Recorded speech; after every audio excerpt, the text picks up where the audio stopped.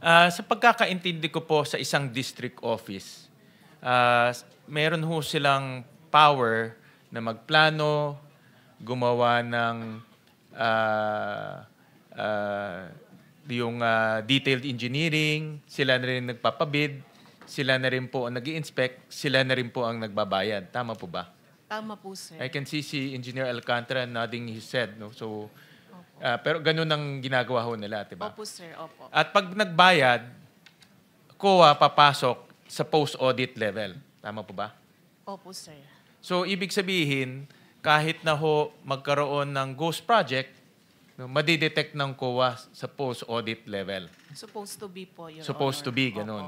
Opo. At nasundan niyo pa ho ba yung privilege speech ni Senator Lacson nung pinakita niya yung mga dokumento? Opo, Your Honor. Na meron pong mga kaso na, for example po ito, just 2 days from the notice to proceed, 46% completed na.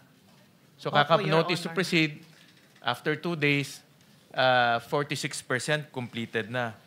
And after 86 days, 89% completed na. So, Opo, posible naman po, after 2 days, kalahati ng project tapos na. Meron hong isang project.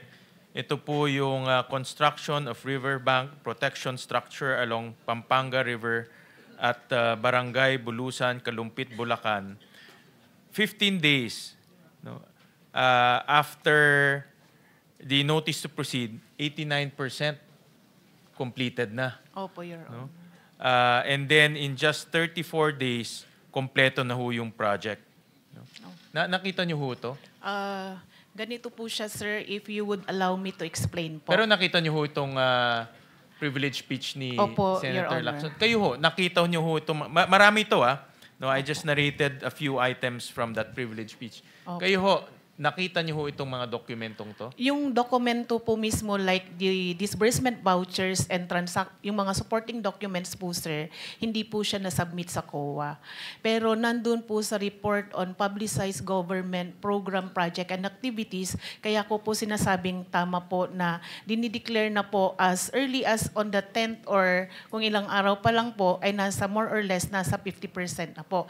Nakikita po siya sa RPG-PPA. Pero yung pong audit action, hindi po agad-agad siya na, let's say for example, sir, i-disallow agad kasi primarily, isasubmit po muna ni implementing office yung mga vouchers sa COA. And then, di ba sir, meron po tayong reglementary period on the submission of the accounts. So si auditor po, nag-issue po muna siya ng mga audit observation memoranda requiring or reminding the implementing office to submit the unsubmitted disbursement vouchers. Pero dahil hindi pa nga po na-submit, na-compel po si auditor na mag-issue ng notices of disallowance primarily dahil may indication na po ng fraud based doon sa RPG-PPA na sinasubmit po nila dahil hindi nga po sila nagsasubmit ng mga disbursement vouchers din po. Pero ma'am, ito 2023 pa, 2023, Opo. 2024. Opo. Paano po umabot na ganito after 2 years, tsaka lang ho lumalabas to? Ba't hindi ho na-detect ng resident auditor doon? And who is the resident auditor during those times? The resident auditor during those time and up to present po is Miss Cinderella Esperanza Santos po. Actually po sir, papunta po sana siya dito pero talagang trinatrangkaso po. Kagaya ko din po, trinatrangkaso din po. Bakit hindi niya ho na-detect? Kasi office Opo. at pinakita rin ho doon sa privilege speech, yung mga pictures na sinasubmit as evidence of Yes, completion, pare-pareho. Opo. Diba? Ito ho, hindi naman kailangan ng ubod ng talino para makita ho to. Dapat lang ho, masinop. Yes, sir. Paano ho nakalampas to after 2 years? In fact, hindi nga lumalabas to. In this privilege speech lang ho na lumabas. Yes po. Sir, i-remind ko lang po kayo, sir, 2020 hanggang 2023 po, hindi po tayo although sinubukan po ng audit team na mag-inspect po as early as 2022, kahit na po may mga restrictions pa po. So nakapag-ikot po sila. On 2023 po, sir, hanggang kung di po ako nagkakamali. Hindi ikot. Yes, sir. Just purely on documents. Makikita nyo na. Post-audit, tinitignan Yes, sir. yung dates. Opo. Tinitignan yung mga supporting documents. Opo. Tinitignan yung mga itong veracity of their declaration, Yes di ba? po. Yes, sir. Kaya nga po napilitan po yung auditor na mag-disallow ng mga transactions po ng Bulacan First DEO kasi hindi po lahat na-submit po yung mga transaction documents po, sir. And then kaya din po siya ni-request for fraud audit po kasi nga po hindi na But po the fraud talaga audit, kaya. ngayon lang nangyari yung fraud Opo. audit Yes after po. 2 years. Yes po, sir. Bakit hindi ho nalaman sa damit, sa libo-libo ho ng project doon, hindi ho na-detect kaagad? Sir, dadalawa lang po yung audit team. Ibig kong pong sabihin, isa lang po yung, meron po tayong audit team leader at isa lang din po yung kanyang audit team member.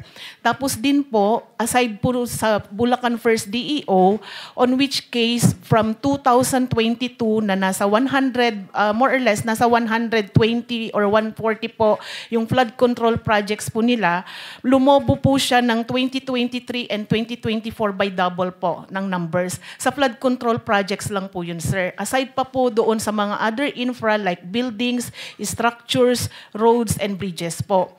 And then meron pa din po silang hawak na 8 district engineering offices. Ikwento ko lang din po, sir, in 2023 po, sa budget po ng COA for 2023, nagbawas po ng plantilla positions ang DBM by 100 plus employees supposed to be na dapat ma-deploy po sa mga auditing agencies. So kaya po, ang distribution lang po ng bawat audit team na mabibigat, sir, halos nasa 2 auditors lang po. And then, isa lang din po per province. Sa case po ng Region 3, meron po tayong 7 provinces sa Region 3. Nasa 16 technical specialists lang po ang meron tayo. Kaya sa Bulacan po, 1 or 2 engineers lang po ang assign. Kaya hindi po niya ma-inspect po lahat. Mr. Chair? Yes, for one. Follow up lang ito. Kailan kayo nagsimula ng fraud audit na banggit nyo? Tungkol doon sa yung sinasabi ni Senator Sherwin Gatchalian. Sir, nag-issue po ng memo ang aming chairman noong August 12 po. For August the, 12. yung una, sir, retrieval po muna ng mga documents and then eventually Teka muna, creation nauna of muna audit. yung special audit, di ba? Bago Opo. kayo nag-fraud audit. Hindi, sir. Iisa po yung... So, diretso na kayo sa fraud audit. Opo. Ano nag-trigger doon sa fraud audit niyo? Sir, sa doon particular po sa... project? Sandali lang po. Sorry po. Kailan po nagsimula? Ano nag-trigger? Kaya kayo nag-fraud audit? Opo. Sir, doon po sa sumbong mo sa Pangulo, tsaka yun pong press conference po ni President, sir, noong August po. So, eventually, sir, initially, retrieval po muna ng documents. And afterwards po, doon sa mga dates, hindi ko kapasado, pero sunod-sunod po yun. Tsaka po nag-create ng fraud audit teams po. And then, eventually, nag-deploy na rin po ng Okay mga na po, technical. malinaw na. Opo. Thank you, sir. Opo. Thank you, Mr. Chair.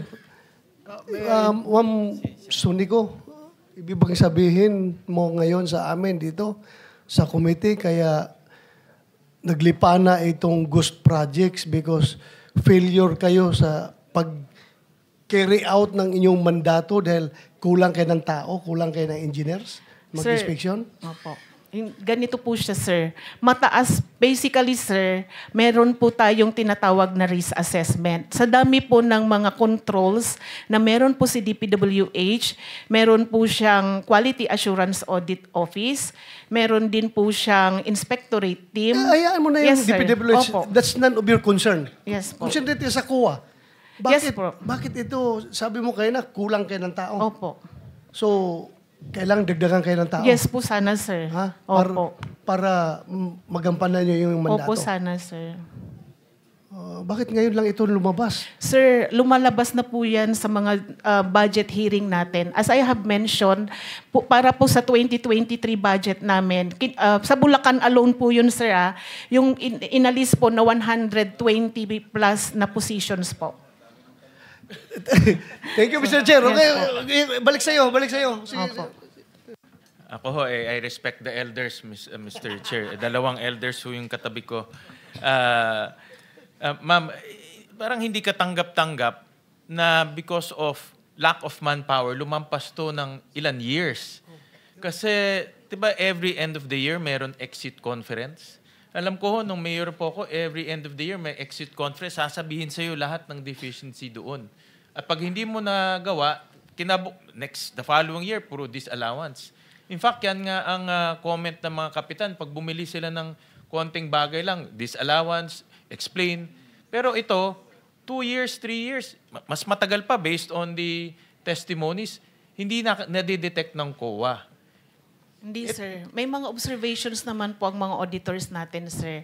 Yun nga lang po, sa dami din po. Kasi, sir, pagka kunwari po, nag-issue po Ba't walang action ng NBank? Ba't walang action ng commissioner? Kung na-detect na nila, lalo na ganito, we're talking about, ma'am, hindi ito 1 million, 2 million. We're talking about billions. No? Billions ang perang nawawala. No? At ang pinag-uusapan natin dito, ghost projects. At pinag-uusapan natin, based sa dun sa nahalungkat ni Senator Ping, mga very obvious tampering of supporting documents. No, you don't need to be a CPA to know that. Makikita mo na kaagad eh. Ngayon, ang tanong ko, baka yung mga kasamahan nyo doon kasama rin dito sa modus. Naimbestigahan ba ho sila? Wala ho kasi yung resident auditor. Naimbestigahan mo ba sila? Sir, meron po kasi kaming internal audit affairs. So, nasa kwan na po namin yun sa chair, sa disposition po ng aming chair. Yeah, but naimbestigahan na ho sila? Because right now, kailangan matita lahat eh. Wala po akong knowledge pagdating po doon, sir, kasi sa human resource na po yun, sir. Yeah, pero ang punto ho namin, ang last control or last safeguard in that area is COA. Yes po. Sir, Pag ang COA bulag, lalampas talaga ito. Sir, pwede ko po bang i-share, sir, yung mga paghihirap din po ng auditor? Di ba, sir, as mentioned earlier, sir, kahit po meron pa po tayong limited movement during 2022, nag-inspect po sila. Based po sa kwento ni Miss, nung ATL po, naghahati pa po silang dalawa nung kanyang member para lang po marami silang maikutan pag nag-inspect po sila. Hindi lang yung inspection eh. Yes, Yung inspection na intindihan ko, yung dokumento eh.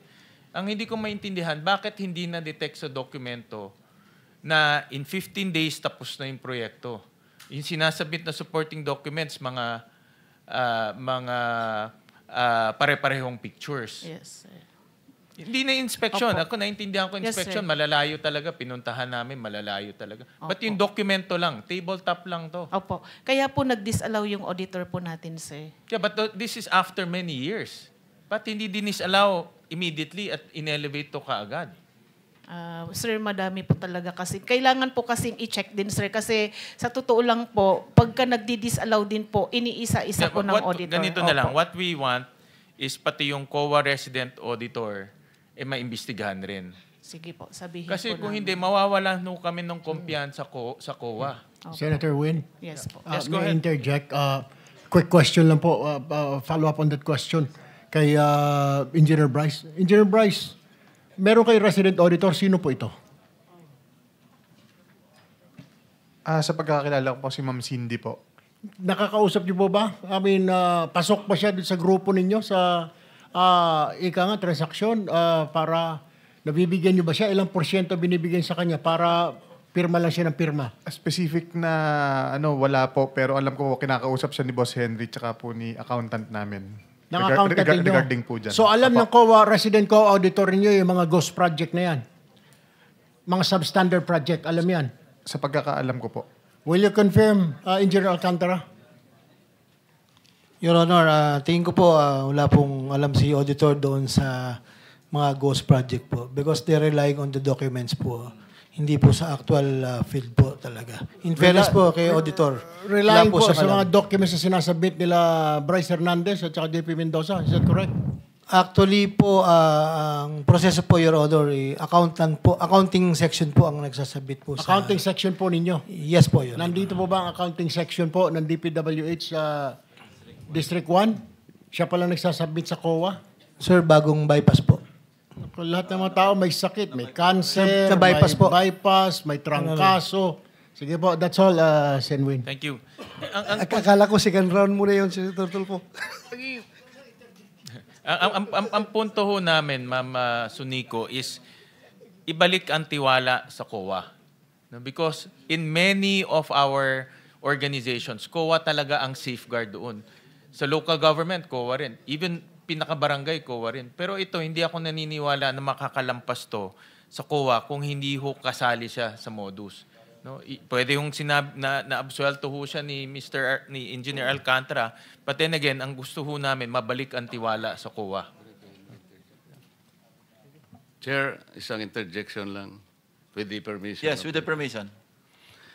Talaga pong ang tiwala, napaka-importante. Madam COA, yun pong 140,414,518 pesos 37 centavos. Ito po ay notice of disallowance sa SBMA. Noon pong June 20, 2017, after several petitions raised by SBMA, nag-issue na po ng desisyon ang Korte Suprema, final and executory. Final and executory. Ang nagbayad lamang po ay halos 3 million.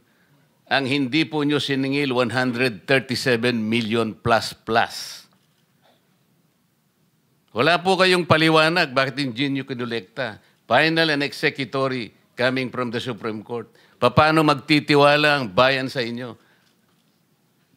Sir, ang mga ngolekta na po doon ay yung implementing agency po. Sa case po ng na-mention nyo is the SBMA. Ngayon po sir, dahil final and executory na, mag-i-issue po yung, kung umabot po yan sa Supreme Court, mag-i-issue po ng COA Order of Execution. And based po doon sa COA Order of Execution, maniningil po yung implementing agency. Mr. Chair, nagkaroon na po ng order of execution. Huwag po kayong magsisinungaling, madam. Wala po kayong ginagawa talaga. Kaya yung pagtitiwala, sinabi na nga ni Senator Sherwin, importante, lahat na po nandun eh. Mag-execute na lang kayo, sisingilin nyo na lang 137 million, pero hanggang ngayon hindi pa nyo ginagawa. Ang tanong, paano magtitiwala ang bayan sa inyo? Sir, hindi po talaga si COA ang maniningil, sir. Yun pong implementing agency po at iyan po ay i-remit nila sa Bureau of Treasury. Ano pong participation ninyo? Hindi nyo i-guide. Saan nyo po galing ang notice of disallowance? Amin po, sir. Pero po, sir, dahil may mga proseso nga po sa Sus korte, Mariosep sir. na proseso. Puro kayo proseso, pero walang nangyayari. Pinag-uusapan natin tiwala. Yes, sir. Opo, yun naman po kasi ang nasa proseso, sir. Hindi po si COA talaga ang maniningil, sir. Wala kang gagawin para sabihin mo sa SBMA, meron kang prerogative, meron kang power na sabihin mo, mangolekta ka. Nag-issue na kami ng order of execution. Huwag mo sasabihin ang proseso. Yes, sir. Kaya ma'am, ang problema pa ho, post-audit. No? Ibig sabihin, bayad na. Diba ho? So kung hindi nyo madidetect ho yan, bayad lang sila ng bayad, bayad lang ng bayad, bayad lang ho ng bayad. So ganun ho nangyayari ngayon, bayad lang ho ng bayad. Kahit na ghost projects, bayad ho ng bayad.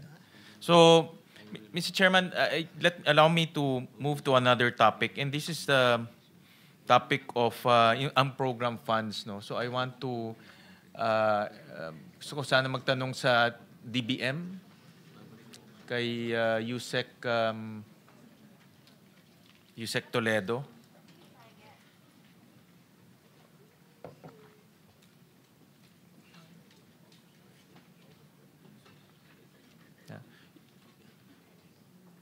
Yusek, ano ang guidelines that governs yung pag-apply at paggamit ng unprogrammed funds? Ano pong specific guidelines ho yun? Thank you, Mr. Chair. Mr. Chair, we have special provisions of the unprogrammed operations that we follow. Basically, following that, Mr. Chair. But the special provision, prioritization lang yun eh.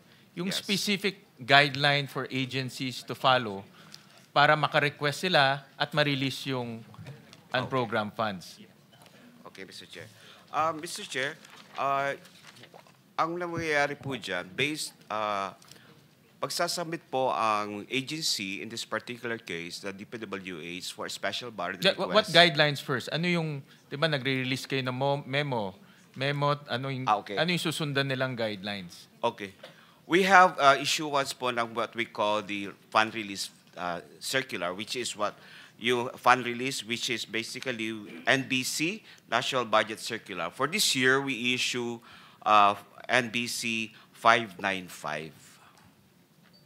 595. Sherwin, we'll Yes, give you an Mr. Chair. extra 1 minute kasi expired na yung 7 Ah, minutes. sige po. Extra 1 okay. 1 minute. So 595, and dito po sa guidelines na ito, sino sa DPWH, sige, yun ang ating focus. Sino sa DPWH ang dapat ho mag-request?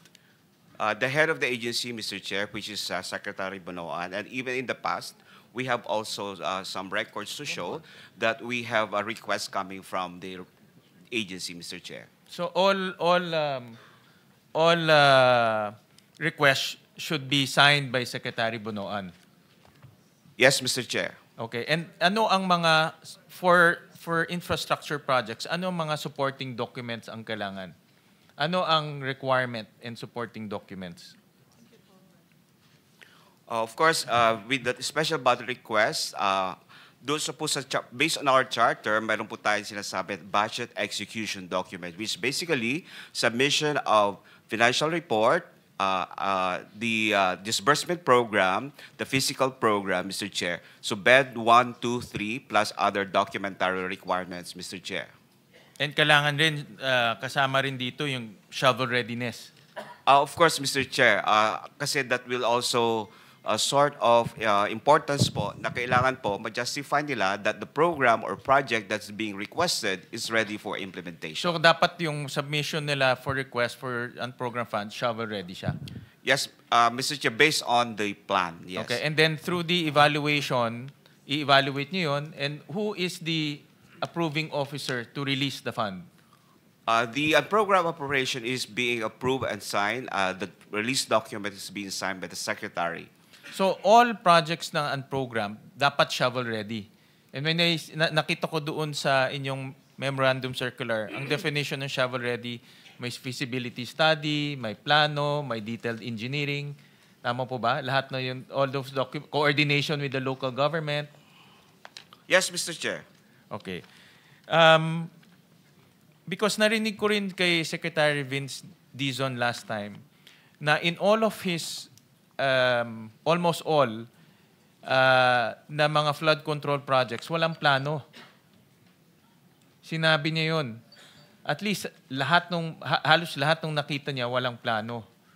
No? Nakita niyo ba itong mga sinasubmit sa inyo ng DPWH? Nakita niyo mismo may plano, may feasibility study, and kompleto lahat yun? Mr. Chair, what is being submitted to us is yung ano nga po, as mentioned to you, yung budget execution documents. But yung as far as the plan, that is we leave it to the Department of Public Works and Highways, being are the one who are responsible in determining the readiness of the projects, Mr. Chair. Yeah, but do you ascertain? Kasi meron kayo ditong mga meron kayong mga grupo na chine-check mabuti yung submission sa inyo kung shovel readiness na eh. Diba, Sir Tuwin, kindly wrap up. Yes, Naka Mr. 2 minutes ka pang extra. Sorry, Mr. Chairman. Well, Mr. Chairman, ganito na lang. Just submit to us yung mga documents na sinabit sa inyo ng DPWH. Kasama din dito yung mga supporting documents and the documents that led to the release of SARO. Yes, we'll provide that, Mr. Chair. From 2022 to 2023. This is on the case ng unprogrammed funds. Yes, Mr. Chair. Mr. Chairman, ito last na ho to, no, before I terminate. Because I was also, since si Mr. Saldico ay madalas hong mabanggit dito and highlight ho siya nitong ano natin. I'll just show some of our findings sa research ho namin. Pakilabas nga yung slide 3. So, lumalabas ho, Mr. Chairman, slide 3, na from 2022 to 2025, 34 billion na ho ang na-release to SunWest Corporation. And ito hong data, sinabit ho sa amin to ng DPWH kung ano po yung mga projects na na-release na sa SunWest Corporation. At tinignan ho namin at which process of the budget nakapasok ho yung mga projects. Makikita ho natin in 2023, 1 billion nasa unprogrammed appropriation. In 2024, 3.2 billion nasa unprogrammed appropriation. But makikita rin ho natin from NEP to GAB to GAA saan pumapasok yung mga projects na na-award po sa SunWest Corporation. Ang punto ho dito, 4 billion na award po sa SunWest Corporation galing sa unprogrammed appropriation. Yun po yung punto. Kaya important, kaya Which is not easy, no? which is not easy Yeah. because mayroon guidelines ang DBM na dapat shovel ready, no? So tinignan rin ho namin yung isa pang corporation, Hightone Corporation, which is connected to Zaldico rin. Makikita ho natin dito na nagamit rin po yung unprogrammed appropriations to a tune of about 814 million pesos. So pag kinonbine ho natin yung mga projects awarded to SunWest and Hightone, lumalabas po almost 47 billion pesos po. Hindi, lahat na ho yan, but sa unprogrammed lumalabas is almost 6 billion pesos. Unprogrammed lang yun. Unprogrammed. Unprogrammed lang ho yun. Thank you. Yeah. Thank you for pointing that out. Thank you, Mr. Senator De La Rosa. Thank you. Before Yeah, that, the Senate President first. before that, just one question, Mr. Chairman. Because I will be leaving shortly, I will be meeting